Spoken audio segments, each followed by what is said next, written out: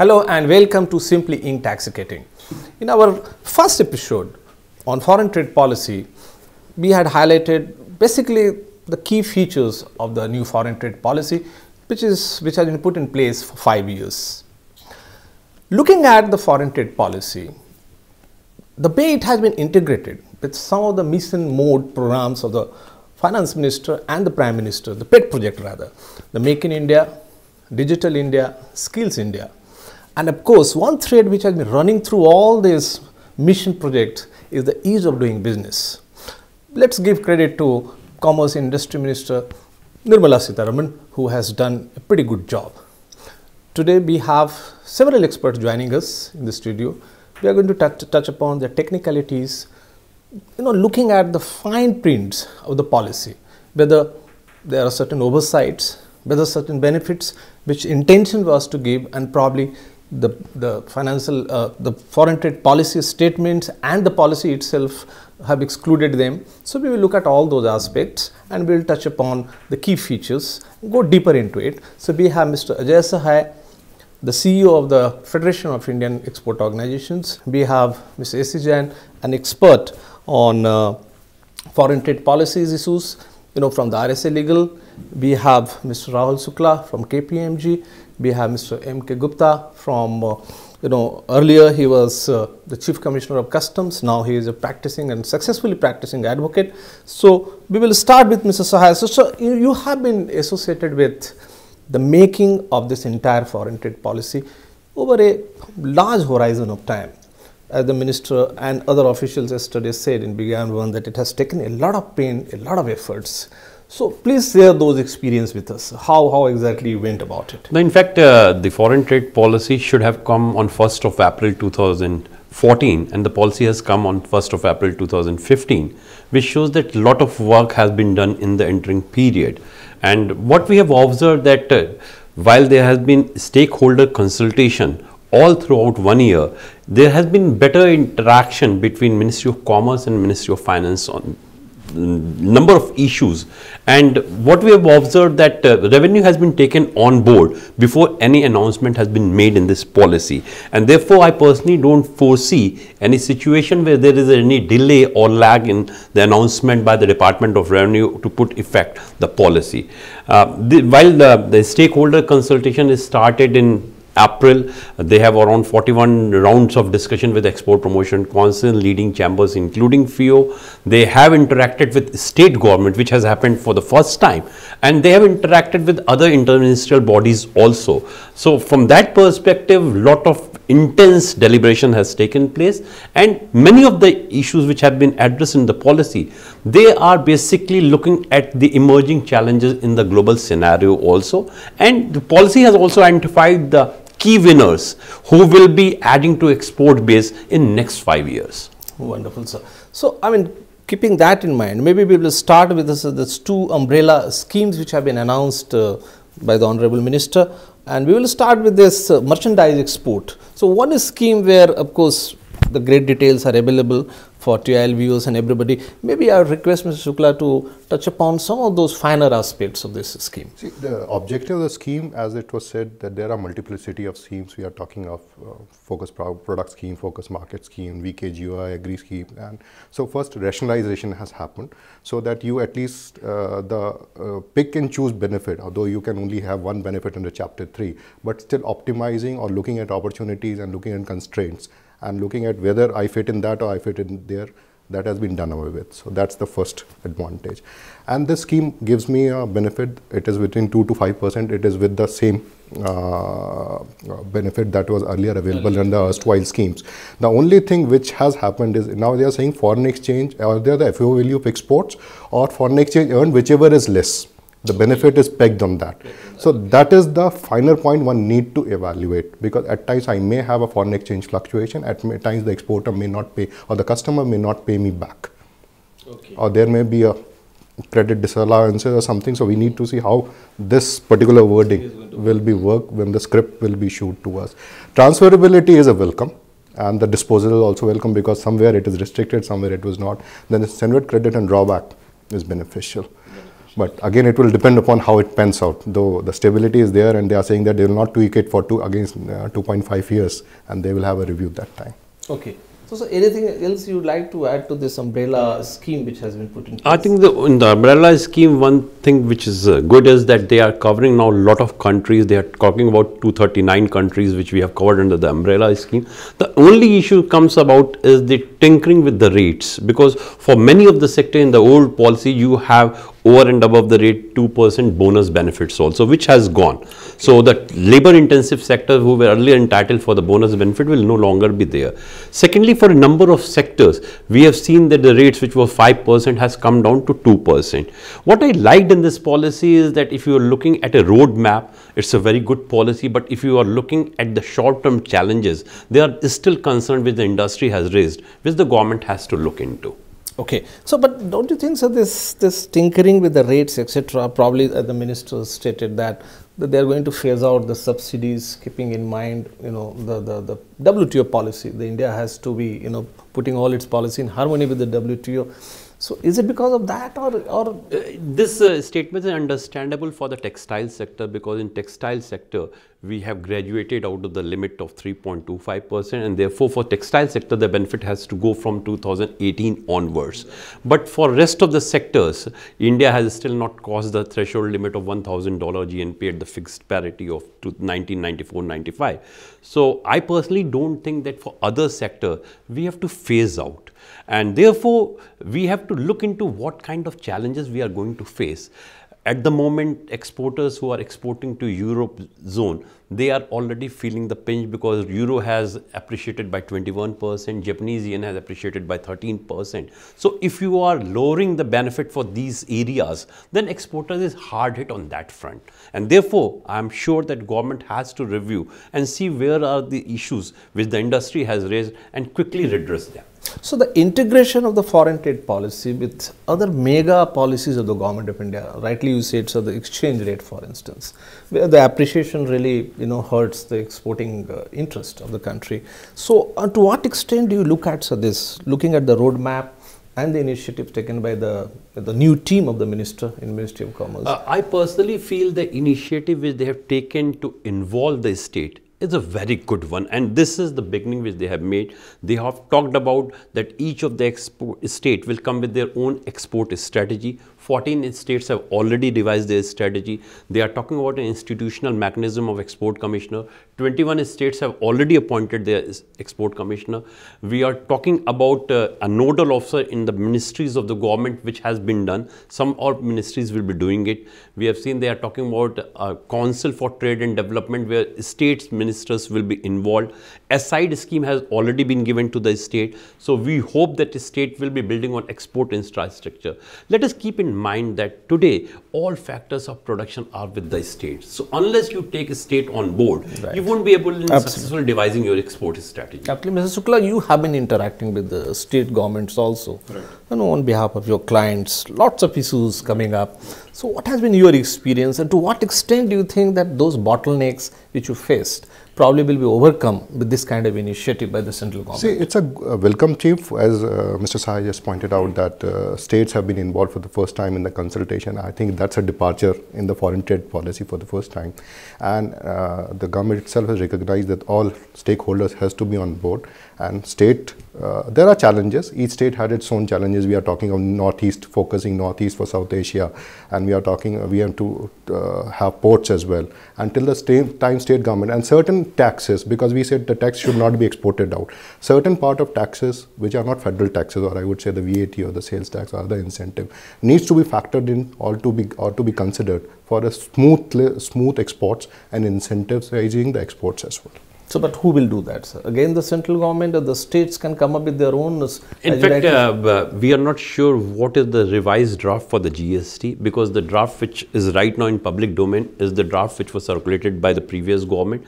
In that, they are talking about the state GST, but many of the taxes, for example, if you're talking about the sales tax on diesel and petrol, you're talking about the electricity duty, they have not been factored within the state GST. So what he has raised are the issues that certain taxes, if they are not integrated in the state GST, we require a mechanism of refund for those taxes. Right, absolutely. Mr. Jain, I mean, you have such a huge spectrum of experience so far as foreign trade policy. You have seen both sides of the grasses.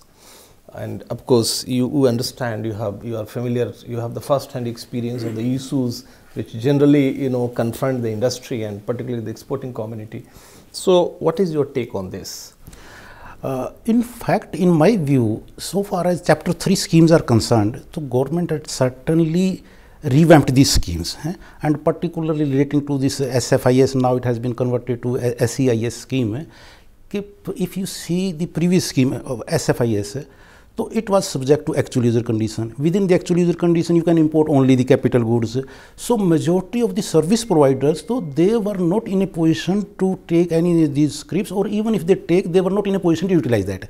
And as a result, majority of the service providers, they were not taking that sort of script. Say for example, our own profession, so lawyers, advocates, etc. So if they take that script, legally it was permissible even under the previous policy, but what they could import? Only some sort of laptop or computers, nothing more than that. So now it has been made transferable. So it would be give boost to them, because they will be eligible to get the SFIS of 5%. In turn, they will be able to transfer it. And even though the rate was high, 10%, but even now, even though it has been reduced drastically 5% to 3% slabs, but in my view, it is still ideal, and it is at par with the benefit which is available to goods also, 5%, 3%, 2%, more or less in the same slabs. So to those service providers which were unable to utilize or who were not taking deliberately, for them certainly it is a welcome step, and it will provide more boost to the export of the services in the country. But what could be the size of such services? I think there would be huge size. Because now even all the chartered accountants, advocates, consultants, research centers, more or less every type of service activity has been, even though it has been notified services, but if you see the list of notified services, by and large it covers a wide spectrum of services, and they will be benefited by these schemes. And apart from that, even though in my personal view there are certain loopholes or still some shortcomings in that eligibility criteria. If you see, it talks about the service provider which are covered under paragraph 9.102, exactly 9.5 to 102, only those will be eligible. If you are covered in paragraph 3 or 4, so then you are not covered. And I analyzed paragraph 4 talks about the service provided by a natural person abroad in another country. So then he will not be eligible. So this in fact is some sort of contradicting itself. In my personal view, suppose an advocate visits London or USA, and he advises some client. So quite possible department will take a stand that the natural person of India, he has provided that service in England or London, so therefore he will not be eligible for this benefit. But if the same activity is done by the same lawyer while sitting in India, over email or telephonic discussion, so then he will be eligible. So the fact expression needs to be amended. Yes. So probably this will lead to litigation. Sir. No, I think this is a conscious decision. Earlier, all the 4 modes of services were eligible. Now only mode 1 and mode 2 has been made eligible for SFIS. So if it is a cross-border supply, or if it is a service to a foreign national in India, those 2 categories are eligible. If it is by way of natural person or your commercial presence abroad, and that's the point which he has raised is very valid point, because on the one hand they are talking about the construction services. Construction services can be rendered abroad will be only through mode 3. So if you are providing the benefit to construction services and denying the benefit to mode 3, they are at cross purpose. Right. So I think some thinking has to go again in the policy to make it really effective. Otherwise, both mode 3 and mode 4 at the moment are not eligible for the benefits. Just any other kind of inconsistency? Inconsistency. One is that the SEZ, though they said SEZ are still not covered under SEIS. The one thing which I will add on to what Mr. Sahai is saying, I agree that mode 3 and mode 4 needs to be looked in, because that's the GATS commitment. So we cannot dilute from the GATS commitment as well, though we can have our national treatment as well.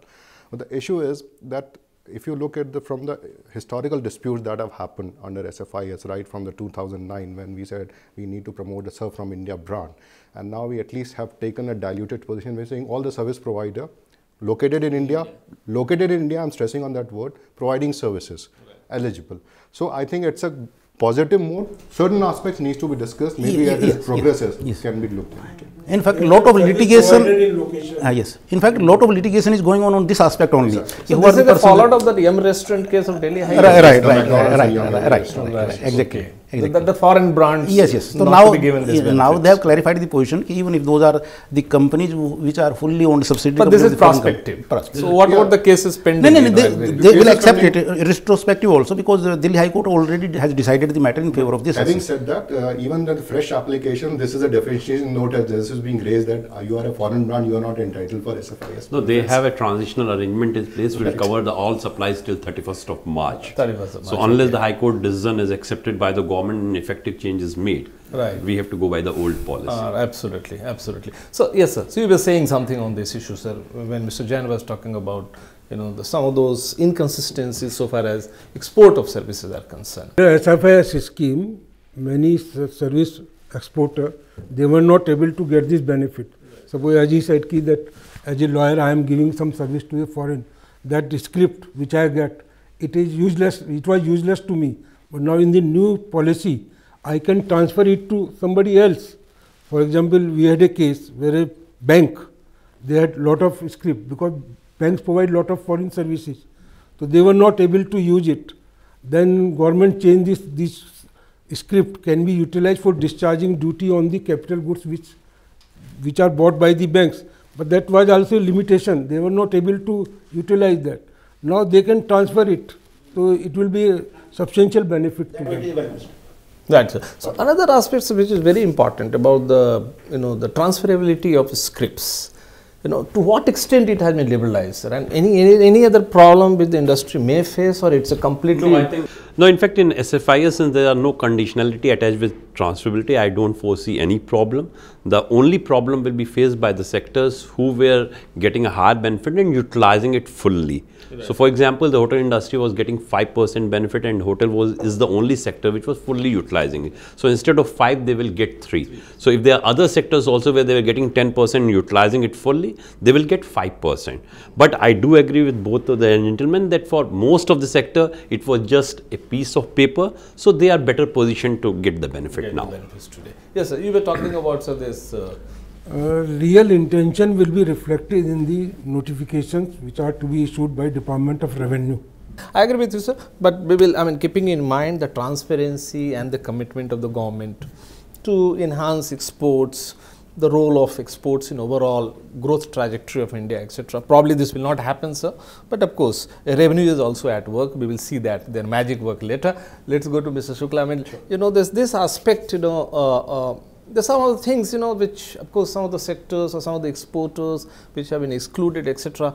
Probably, do you think that given the transparency mantra being followed by the government and also involving all kinds of stakeholders in the policy making, etc., that if there are certain things which are there in the fine prints, probably either the minister herself or the Commerce Secretary or DGFT should have probably stated it, that we have given this, we have laid down a roadmap for this, but these are the benefits which we are not giving out.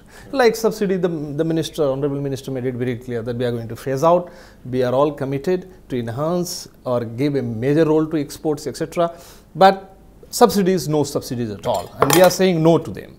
So, maybe your take on this issue, that which are the areas where probably this kind of a statement would have, helped the industry, that the intention, like, Mr. Jain pointed out that probably this expression will create problem and lead to litigation.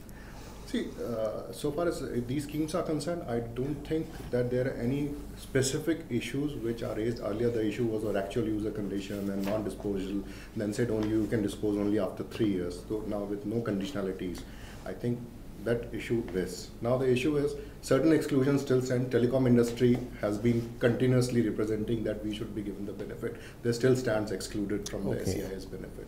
So there has been a lot of litigation. There has been a lot of issue with these matters have been subject of PRC and PIC decisions as well, and it has gone to the court as well, remanded back, then exclusion happened. So So telecom industry would say why we have been left out. We are also a revenue generator. And when you are talking of digital India and digitizing India, why should we not be there? And they have a critical role to play in that. Yes, absolutely. So, apart from these two umbrella schemes of merchandise exports and services exports, we will touch upon, one sector which has really, captured the eyeballs of the minister and the government was e-commerce. So, how do you look at this? So, the benefits which have been in fact, I personally foresee that e-commerce as a tool is ideally suited for a country like India, where you have high quality artisan, where you have women entrepreneurs. They are always looking for a genuine buyer and want to ensure against the payment. E-commerce, the online trade portals provide solution to both. If you have a good product, you display it on the website, buyer will come online, payment will be ensured through a normal banking channel. In fact, many of the countries like China and US has already taken a lead, and if you look at China, the e-commerce online retail trade provides around $20 billion exports to China. We in fact made a beginning in June 2012 when the minister announced that a pilot test will be run both in Delhi and Mumbai, but I think we are quite late. It has taken again more than 2 years for the minister to bring back the same point. They are talking about now extending it to Chennai also. The basic problem with the e-commerce exporter faces is that most of the time they are sending these consignment either as a sample or a gift. The moment you declare it as commercial exports, the whole customs clearance comes into the picture. And the cost of customs clearance at times is more than the cost of your product. Moreover, the time taken in the clearance takes a lot of time. That's why we in fact were part of the committee. We said that there is need to look into the whole process of the customs clearance for e-commerce. You cannot think that there will be examination of the cargo. Let them allow free exports subject to intelligence or the random sampling. Don't insist for a shipping bill. Let the invoice be used as a bill of exports, and then you provide them all the benefits. So I think that a good beginning has been made, but I want a time frame in which this pilot run will be made and subsequently extended to whole of the country. So we will take a short break, sir, and we will go to Mr. Gupta to give us the customs perspective, where exactly so much of time is consumed. And with RMS in place, how exactly the custom is going to go about this, particularly facilitating e-commerce exports.